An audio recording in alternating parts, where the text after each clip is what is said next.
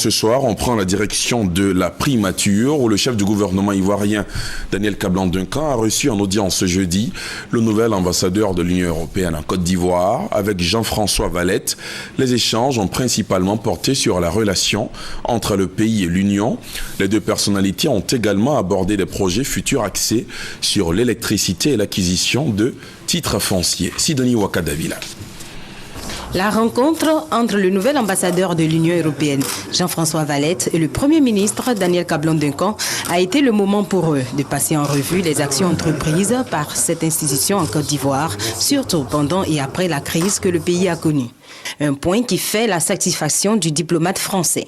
Pour la Côte d'Ivoire, nous sommes particulièrement satisfaits de voir que l'action de l'Union européenne a été décisive. Nous continuerons à dépenser environ 60 millions d'euros par an au cours des 5 prochaines années dans des domaines importants, à l'administration de l'État, à la restauration de la présence de l'État dans ces divers domaines. Je pense notamment à l'ordre public, je pense notamment au ministère de l'Intérieur, je pense bien sûr aussi à la sécurité civile, je pense à tout ce qui est justice.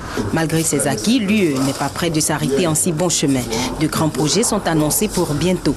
L'Union européenne compte investir dans le secteur de l'électricité avec un portefeuille de près de 140 millions d'euros.